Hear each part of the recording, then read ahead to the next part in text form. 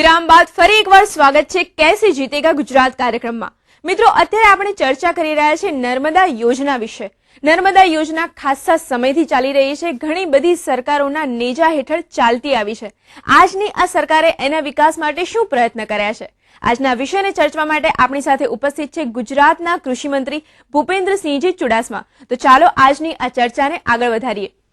ભૂપેન્દ્રસિંહજી, બીજો પ્રશ્ન એ થાય છે કે ખેતરો સુધી પાણી પહોંચાડવા માટે, નર્મદાના પાણી પહોંચાડવા માટે જે કેનાલ ડિસ્ટ્રીબ્યુશન છે એની કામગીરી સંતોષકારક નથી એવું કહેવાય રહ્યું છે ઘણા લોકો દ્વારા। તો આ બાબત માટે તમારું શું કહેવું છે? દેશમાં અને રાજ્યમાં આ પહેલા અનેક પ્રોજેક્ટો થયા ગયા છે।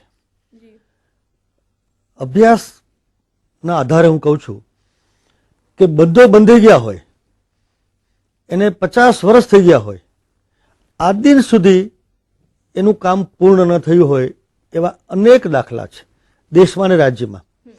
આ એક જ યોજના એવી છે કે જે યોજનામાં નહેરો, શાખા નહેરો અને ખેતર સુધી પાણી પહોંચાડવાનું કામ, એનું ફોલોઅપ અને સમયને બિલકુલ બગાડ્યા સિવાય જો કામ થયું હોય તો આ એક જ નર્મદા યોજનામાં છે। છેલ્લા 5 વર્ષ દરમિયાન માનનીય મુખ્યમંત્રીશ્રીએ જાતે ફોલોઅપ કરીને અમને ને અમારા અધિકારીઓ સાથે બેસીને ખેતર સુધી પાણી કેવી રીતે પહોંચે એ માટેનું સમયબદ્ધ કહી શકાય, હું રિપીટ કરું છું કે ભૂતકાળમાં અનેક યોજનાઓ જેના બંધો સમયસર બંધાયા હોય પણ નહેરોની, શાખા નહેરોની કામગીરી ન થઈ હોય। આપણે ત્યાં અહીંયા બંધની કામગીરી એ સુપ્રીમ કોર્ટમાં અને વિવાદમાં હતી। એવા સમયે ગુજરાતે એ વિવાદની સાથે લડીને કામ રોકવા માટે વિવાદ હતો, નહેરો માટે કોઈ વિવાદ નહોતો, તો રાજ્ય સરકારે 5 વર્ષ દરમિયાન આ બધી જ કામગીરી સમયાંતરે પૂરી કરી છે। અને એના આંકડા પણ હું તમને આપું। મુખ્ય નહેર 357 કિલોમીટર સુધીનું કામ આજે આપણે પૂર્ણ કર્યું છે। 101 કિલોમીટર રાજસ્થાનની સરહદ સુધી પહોંચવાનું કામ એ નજીકના ભવિષ્યમાં આવતા 4-6 મહિનામાં આપણે પૂર્ણ કરવાના છે। 144 કિલોમીટરનું કામ 21 વર્ષમાં થયું અને 119 કિલોમીટરનું કામ માત્ર 10 વર્ષમાં થયું અને એમાં પણ 6 વર્ષમાં 94 કિલોમીટરનું કામ થયું। એટલે નેટવર્ક અમારા સમયમાં નથી થયું એવું કોઈ આક્ષેપ હોય તો સાવ ખોટો છે। વધારેમાં વધારે ઓન ધ કોન્ટ્રી સાચો જવાબ એ છે કે વધારેમાં વધારે નેટવર્કનું કામ થયું હોય તો એ આ સરકારમાં છે।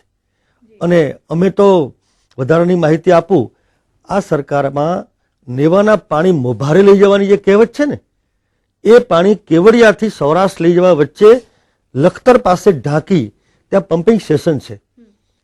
આ રાજ્યના ઇજનેરોની કૌશલ્ય શક્તિનું એક ઉદાહરણ છે। એ કેનાલને 11 મીટર પાણી ઉંચકીને અમે સૌરાષ્ટ્રમાં લઈ જઈએ છીએ અને એ વિશ્વનું સૌથી મોટામાં મોટું પમ્પિંગ સ્ટેશન, જેની માનનીય મુખ્યમંત્રીશ્રી હમણાં ગયા જાન્યુઆરી મહિનામાં ઉદ્ઘાટન વિધિ કરી અને અમે માળિયા અને લીંબડી, બોટાદ એ બધી શાખા નહેરોમાં એનું પાણી અમે લઈ જઈએ છીએ। શાખા નહેરોમાં કુલ 38 શાખા નહેરો છે, એમાંથી અમે 24નું કામ સંપૂર્ણ કર્યું છે અને બાકીનું કામ શરૂ કર્યું છે, જે 2010 સુધીમાં માનનીય મુખ્યમંત્રી શ્રી કહે છે કે આપણે સ્વર્ણિમ ગુજરાત 2010 સુધીમાં ગુજરાતને 50 વર્ષ પૂરા થાય છે અને એના માટેના લક્ષ્યાંક 5.5 કરોડ લોકો પોતાનો એક લક્ષ્યાંક નક્કી કરે એવી અમારી અપેક્ષા છે। તો લોકોને કહેતા પહેલા મુખ્યમંત્રીશ્રીએ પોતાના કામમાં લક્ષ્યાંક તો પૂરા કર્યા જ છે અને નર્મદા યોજનાનું કામ એ 2010માં એ સ્વર્ણિમ ગુજરાત સમયે 50 વર્ષ જ્યારે પૂરા કરીએ એ વખતે આ યોજનાનું કામ સંપૂર્ણ થાય એ માટેનો સંકલ્પ પણ કર્યો છે। ભૂપેન્દ્રસિંહજી, સાથે એ પણ જાણવું છે કે સરદાર સરોવર યોજના છે એના અંતર્ગત છેલ્લા 5 વર્ષમાં, એટલે 5 વર્ષ પહેલાથી લઈને અત્યારની પરિસ્થિતિમાં સિંચાઈની પરિસ્થિતિ શું છે? 2005 પહેલા તો સિંચાઈ નહીવત હતી, પરંતુ છેલ્લા 5 વર્ષની અંદર દર વર્ષે 2 વર્ષે 144 કિલોમીટર એનો પહેલો ફેઝ કહેવાય છે, 144 થી 252 એ બીજો ફેઝ કહેવાય છે। તો બંને ફેઝમાં દરેક વર્ષે 25,000, 50,000, લાખ, 2 લાખ એમ કરીને આજે પાણી આપવાની પ્રક્રિયા ચાલુ છે. જ્યાં ભૂતકાળમાં પાણી નહોતું જ મળતું એવા વિસ્તારમાં પણ આજે કુલ મળીને 3.5 લાખથી વધારે હેક્ટર વિસ્તારમાં આજે નર્મદા દ્વારા પાણી આપવાની પ્રક્રિયા ચાલુ છે. મહી યોજનાની અંદર જે સિંચાઈની વ્યવસ્થા હતી એમાં મહીમાં ઘણીવાર પાણી ઓછું હોય તો નર્મદામાંથી આપીને પણ આજે એ સેટઅપ થયેલી જે વ્યવસ્થા છે એમાં પણ નર્મદાનું પાણી આપી અને ખેડૂતોને વધારે વધારે પાણી આપવાની જોગવાઈ છે. એનું પરિણામ શું આવ્યું છે? આ પાણી આપતા હતા એ પહેલા ખેડૂત એકાદ પાક લેતો હતો વર્ષમાં, કોઈ જગ્યાએ 2 પાક લેતો હતો. આજે આ પાણી મળ્યા પછી ખેડૂત 2 અને 3 પાક લેતો થયો છે. એટલે ગુજરાતમાં આ યોજના આવવાથી રાજ્યના ખેડૂતની આવક વધી છે, ઉત્પાદન વધ્યું છે અને મેં કહ્યું તેમ સ્વર્ણિમ ગુજરાતના સમય સુધીમાં તો આ યોજના સંપૂર્ણ થાય. ભૂપેન્દ્રસિંહજી, તમે કહ્યું કે આ આવક વધી ગઈ, ઉત્પાદન વધી ગયું ખેડૂતોનું, તો એક પ્રકારનું જાદુ થઈ ગયું. એ કેવી રીતે કર્યું તમે? સમયસર કામ કરીને પાણીની ઉપયોગિતા એ ખેડૂતને સમજાવીને. આ પાણીનો ઉપયોગ માત્ર ખેતી માટે જ કર્યો છે એવું નથી. આ પાણીનો ઉપયોગ અમે પીવાના પાણી માટે પણ કર્યો છે. આપણે સૌ જાણીએ છીએ કે ગુજરાતમાં 4, 5, 6 વર્ષ પહેલા 7 થી 8 હજાર ટેન્કરો ગામડામાં ચાલતા હતા અને વર્ષે 200, 500, 1000, 1200 કરોડ રૂપિયા, દુષ્કાળના સમયે 1500 કરોડ રૂપિયાનો ખર્ચ થતો હતો. અમે એ વળતર વગરનો ખર્ચ રોકીને આજે પાઇપલાઇન દ્વારા ગુજરાતના કચ્છ, જામનગર, જુનાગઢ, સૌરાષ્ટ્ર શાખામાં પાણી આપ્યું અને એનું પરિણામ એ આવ્યું. આજે મારે કહેતા આનંદ છે કે ગુજરાતને જેવી રીતે મુખ્યમંત્રીશ્રીએ કર્ફ્યુ મુક્ત કર્યું છે એવી રીતે ટેન્કર મુક્ત પણ કર્યું છે.